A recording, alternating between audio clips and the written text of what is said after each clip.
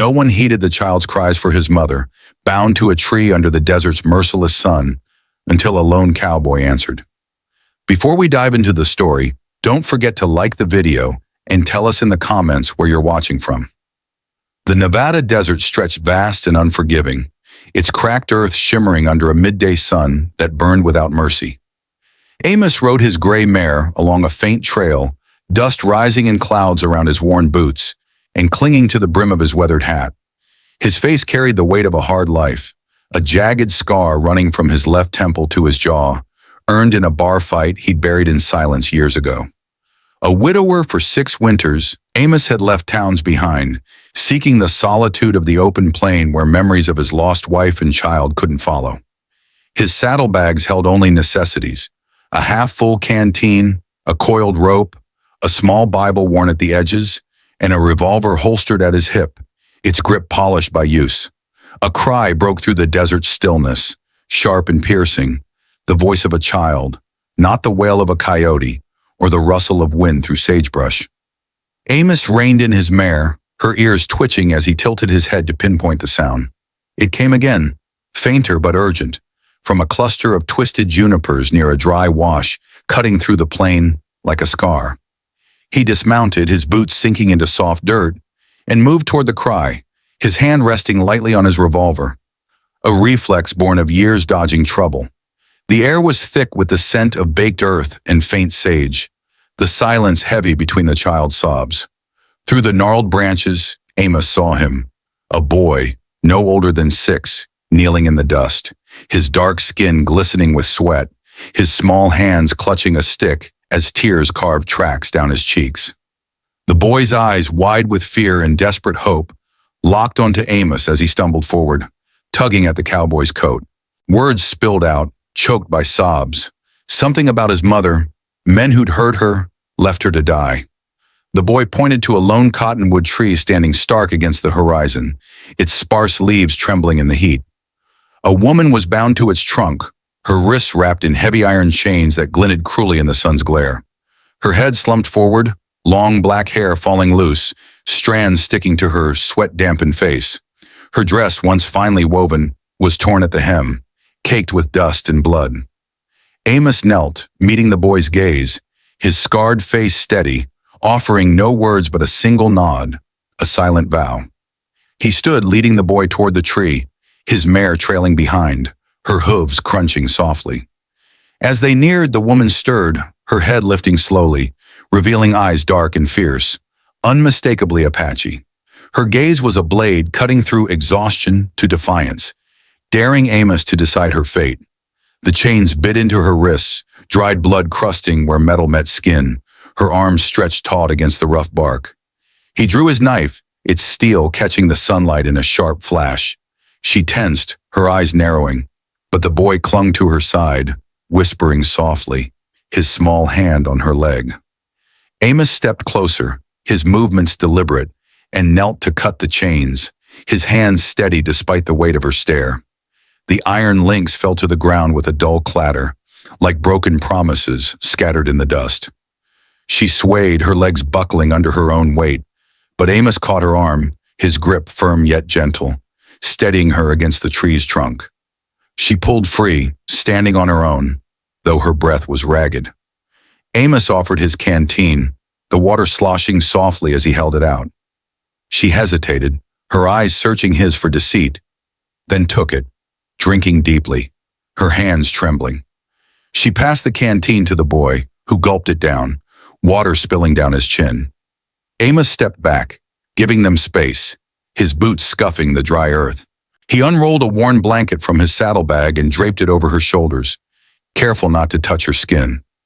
The boy hugged his mother, her arms wrapping around him despite the pain in her wrists, her fingers brushing his hair. The desert stretched vast and silent around them, the cottonwood shadow stretching long and jagged as the sun began its descent. Amos didn't ask who had chained her, or why, or what had driven her and her son to this desolate place. The boy's sniffles softened, his face buried in his mother's side. Amos turned to his mare, checking her reins, his back to them, but his presence a quiet shield. The heat pressed down, unrelenting, but they were free For now. The sun sank toward the horizon, painting the Nevada desert in hues of amber and shadow, the heat lingering like a weight on the earth. Amos led the woman and her son toward a shallow cave carved into a low ridge, a mile from the cottonwood tree, its mouth wide enough to offer shelter from the fading blaze. The woman, whose name he would later learn was Lila, walked with a limp, her wrists raw and scabbed from the chains, her torn dress trailing in the dust. The boy, clinging to her hand, kept pace, his small feet kicking up clouds of fine dirt, his eyes darting between his mother and Amos, who walked ahead, leading his mare by the reins. The horse's hooves crunched steadily, her shadow stretching long across the plain. The cave's interior was cool, its stone walls smooth and worn by time. Amos gathered dry sagebrush and twigs, building a small fire just inside the entrance, the flames flickering against the rock, casting soft light on the rough surfaces. Lila settled against the wall, her son curling beside her, his head resting in her lap. The blanket Amos had given her draped over them both like a shield against the world. Amos boiled water in a dented tin cup, suspending it over the fire with a stick, the steam rising into the cooling air. He tore strips from the hem of his own shirt, the fabric fraying under his knife, and soaked them in the warm water, approaching Lila with the same caution he'd shown at the tree. He knelt before her, holding out the damp cloth, his scarred hands steady. She watched him, her dark eyes searching for threat or pity, finding neither. She extended her wrists, the raw wounds glistening in the firelight. Amos cleaned them gently, the cloth gliding over her skin, washing away dirt and blood. He poured a splash of whiskey from a flask over the cuts, the sharp scent mixing with the smoke. Lila's jaw tightened, a faint hiss escaping her lips, but she held still, her gaze never leaving his face. He wrapped the cloth strips around her wrists, tying them snug but careful not to press too hard, his fingers brushing her skin only when necessary. The boy watched, his eyes wide, clutching the edge of the blanket. Amos offered them jerky and a chunk of hardtack from his saddlebag, setting the food on a flat stone between them. Lila broke the bread for her son first, ensuring he ate before she took a small bite, chewing slowly, her posture rigid but easing as the warmth of the fire seeped in. Amos sat across from them, his hat tilted back, revealing the scar that traced his jaw. He drew his knife and began carving a stick, shaping a rough horse, its lines uneven but deliberate, the blades soft, scraping a steady rhythm in the quiet. He finished and set the carving beside the boy, who hesitated, then reached for it, his fingers tracing the wood, a faint smile breaking through his fear. Lila's eyes softened, her hand resting on her son's hair, a silent acknowledgement of Amos's gesture. Night cloaked the desert, the stars piercing the black sky like scattered embers. Amos sat at the cave's mouth, his rifle across his knees, his silhouette steady against the fire's glow. Lila's breathing deepened as she leaned against the rock, her son asleep in her lap, the wooden horse clutched to his chest. She didn't speak of the men who had chained her, or the reasons they hunted her. Amos didn't ask, his eyes scanning the dark plain for movement, his revolver close at hand. The fire crackled, its warmth a fragile barrier against the night's chill.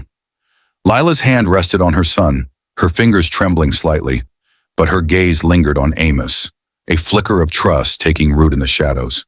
The desert held its breath, waiting for what would come. Dawn broke over the Nevada desert, its pale light filtering through the cave's mouth, casting soft shadows on the stone walls. Amos doused the fire's embers with sand, his movement steady, his scarred hands careful not to disturb Lila or her son Tavi, who slept curled under the blanket, the wooden horse carving clutched to his chest. Lila stirred, her dark eyes opening, meeting Amos's gaze briefly before she looked to Tavi, her hand brushing his hair with a tenderness that spoke of battles endured. Her wrists, bandaged with Amos's torn shirt, were less raw now, though the scars beneath would linger. She stood slowly, her limp less pronounced, and folded the blanket, placing it near Amos without a word, a gesture of return, small but deliberate. Amos packed his gear, slinging his rifle over his shoulder and leading his mare outside, the desert air cool but heavy with the promise of heat. He offered Lila the saddle, pointing to the mare with a nod, but she shook her head, her lips set in a firm line, choosing to walk with Tavi at her side. The boy clutched her hand, the wooden horse tucked into his belt, his eyes bright despite the exhaustion of the night. Amos didn't argue, just adjusted his pace to match theirs, leading the mare across the plain toward his cabin, a day's walk away. The desert stretched vast, sagebrush and distant mesas dotting the horizon, the silence broken only by the crunch of boots and hooves. By midday, the cabin came into view, a low structure of weathered cedar and adobe, nestled against a rocky hill, far from any town or trail. Amos had built it after his wife and daughter died of fever, a refuge from a world that held too much pain. He pushed open the door, its hinges creaking, revealing a sparse interior. A rough-hewn table, 2 chairs, a pallet by the hearth, and shelves lined with tins of beans and tools. Dust motes danced in the sunlight streaming through a single window, the air thick with the scent of stale wood and ash. Lila paused in the doorway, her hand on Tavi's shoulder, her eyes scanning the room for threats or promises.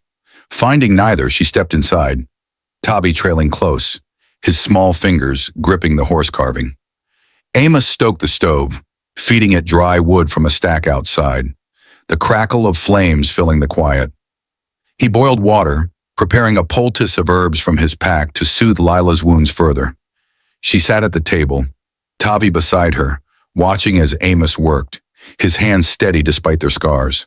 He applied the poultice to her wrists, his touch light, then rewrapped them with fresh cloth torn from another shirt.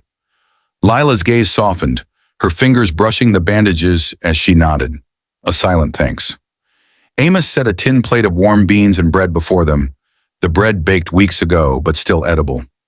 Lila ensured Tavi ate first, breaking the bread into small pieces for him, her movements precise despite the faint tremble in her hands. Outside, a hawk circled, its cries sharp against the plain stillness. Amos stepped onto the porch, repairing a loose shutter with a hammer, the rhythmic thud echoing across the open land. Lila swept the cabin floor, her broom rustling softly, Tavi playing nearby, arranging pebbles around the wooden horse like a tiny corral. Evening settled, the sun dipping low, painting the sky in hues of gold and crimson. They ate together by the fire, the cabin's warmth a stark contrast to the desert's cruelty. Amos carved another figure, a bird, its wings half-formed, delicate but strong. He set it beside Tavi, who grinned, showing it to Lila. She touched the carving, her eyes meeting Amos's for a moment, a flicker of trust growing in the quiet haven they shared. Days wove into a rhythm within the cabin's walls, the desert plain outside softening under sporadic spring rains that turned the earth to mud. Lila's wounds healed, the scars on her wrists fading to thin lines, though she moved with a caution that spoke of deeper wounds unseen. She took to small tasks, mending a tear in Amos's coat with neat stitches, her fingers quick despite the lingering soreness. Tavi followed her, his laughter soft as he chased a lizard across the porch, or played with the wooden horse and bird, now joined by a small star Amos had carved one evening. Amos watched them from the corner of his eye, his hands busy repairing a fence or sharpening tools, noting the strength in Lila's posture, the way she shielded Tavi from sudden sounds, a creak of wood, a gust of wind. One morning, while washing Lila's torn dress in a basin outside, Amos found a braided cord tucked in its pocket, woven with Apache beads and patterns he didn't understand. It was small but heavy with meaning, its colors vibrant against the faded fabric. He set it on the table beside a fresh loaf of bread he'd baked, the crust still warm from the stove. Lila saw it when she returned from gathering herbs, her eyes widening, her hand trembling as she reached for it. She clutched the cord to her chest, her face a mask of memory and pain, then tucked it into her dress, offering no explanation. Amos turned back to his work, hammering a horseshoe in his makeshift smithy, the clang of metal a steady counterpoint to her silence. That afternoon, hoofbeats echoed across the plain, faint but growing closer. Amos paused, his hammer still, and stepped onto the porch, his rifle in hand. Lila froze inside, her hand on Tavi's shoulder, pulling him behind her. Through the window, they saw 3 riders approaching, their hats low, dust trailing behind them. Their voices carried, sharp and demanding, calling for the Apache woman and her son, claiming they were wanted for crimes against settlers. Amos stepped forward, his rifle steady, his voice low but unyielding, warning them to leave. Lila stood in the doorway, her knife drawn, Tavi hidden behind her, his small hand clutching the wooden bird. The riders hesitated, their horses restless, then retreated into the fading light, their threats lingering like smoke. Night fell, the cabin bathed in the glow of a single lantern. Amos sat by the door, his rifle across his knees, his eyes scanning the dark. Lila settled Tavi on the pallet, her braided cord now tied around her wrist like a talisman. She poured coffee from the pot Amos had boiled, setting a tin cup before him, her fingers brushing his as she did. The contact was brief, but it held weight, a gesture of reliance, unspoken but clear.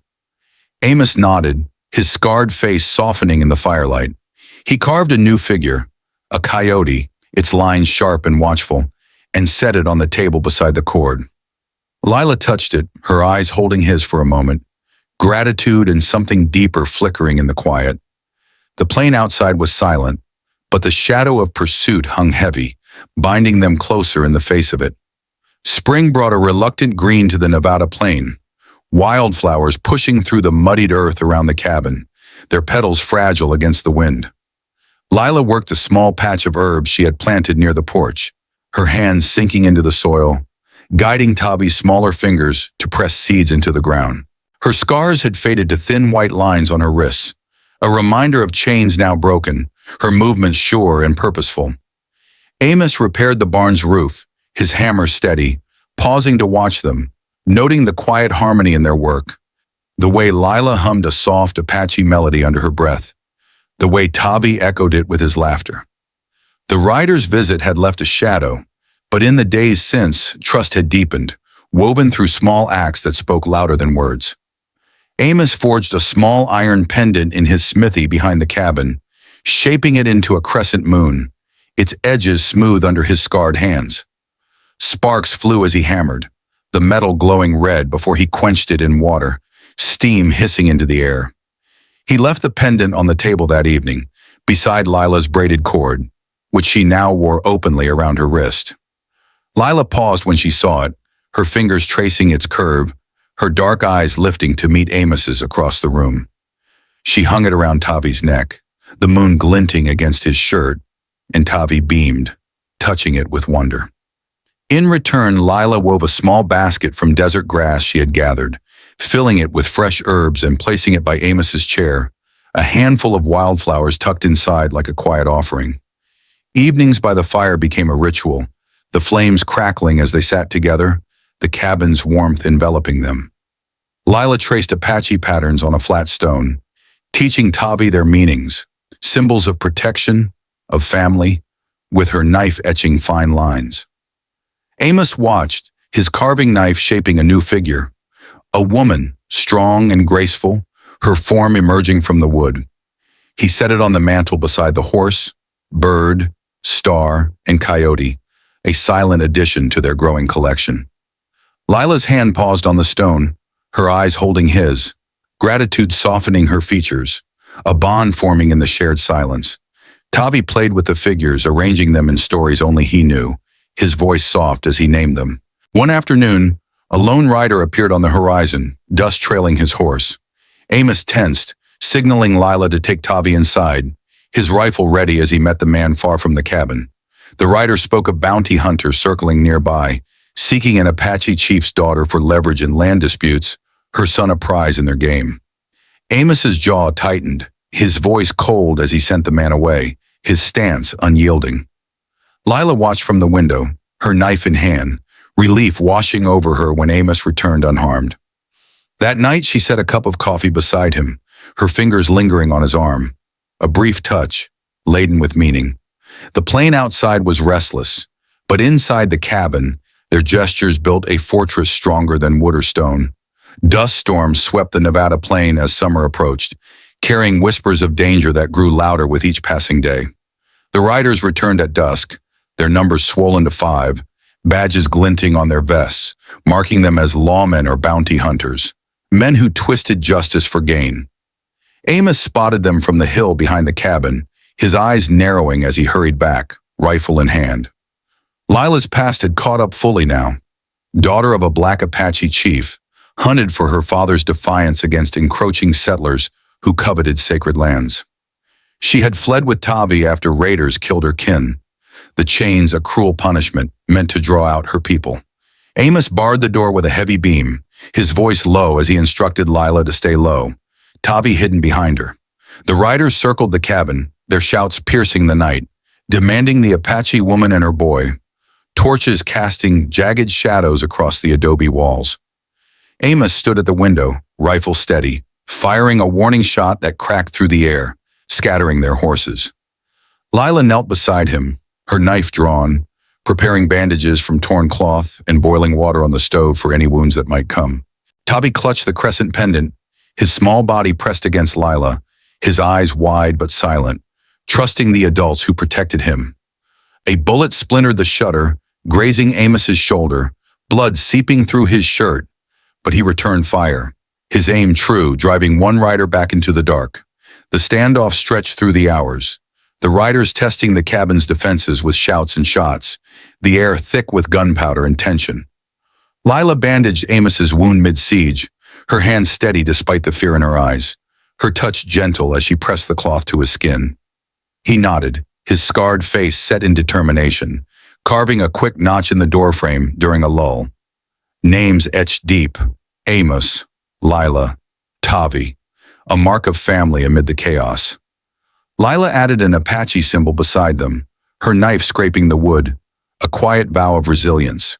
The riders pressed on, one attempting to torch the barn, but Amos's shot felled him, the others retreating to regroup under cover of night. Dawn broke gray and heavy, the riders retreating fully, wary of Amos's unyielding defense and the plain's unforgiving terrain. Smoke curled from the cabin's chimney, the siege broken, but the cost evident in the splintered wood in Amos's bound shoulder. Lila sat with Tavi, her braided cord and the pendant symbols of their shared strength. Amos added a log to the fire, his movements slow, carving another figure, a shield, rough but solid, and set it on the mantle. The threat lingered like the dust in the air, but their bond had been forged in fire, unbreakable now in the face of pursuit. Summer sun baked the Nevada plain, turning the earth golden, the herb garden blooming under Lila's care, with vibrant greens and wildflowers that defied the heat. The riders hadn't returned, their pursuit deterred by tales spreading through towns, of a cowboy who guarded his own with unyielding resolve, his cabin a fortress against injustice. Amos and Lila rebuilt what the siege had damaged, strengthening the walls with new timber, adding a small room for Tavi where sunlight filtered through a window. Their hands worked in unison, Amos hammering nails while Lila wove reinforcements from sinew, Tavi carrying small tools, his laughter a balm against the memories of gunfire. Lila opened her braided cord one afternoon in the garden, revealing a small charm etched with her father's symbol, a chief lost to raiders, his legacy carried in her flight. She buried it in the soil beside the herbs, pressing earth over it with her scarred hands, a root for new beginnings amid the old pain. Amos knelt beside her, planting seeds, his fingers brushing hers in the dirt, a silent commitment to this life they had built. Tavi played nearby, arranging the wooden figures, horse, bird, star, coyote, woman, shield, in a circle, his crescent pendant glinting in the sun. Their eyes met over the garden, no words needed, their bonds sealed in shared labor and quiet care. A family not of blood, but of choice and quiet love.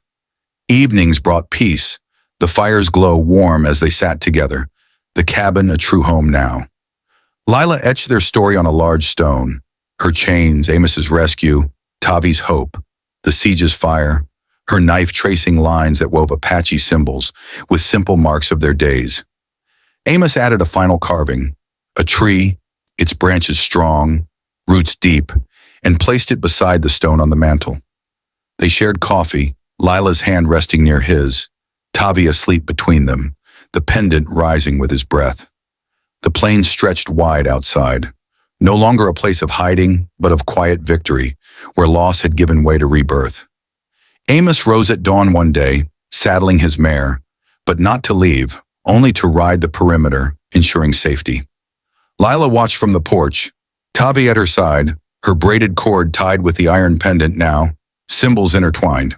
He returned at dusk, his silhouette steady against the sunset, dismounting to join them.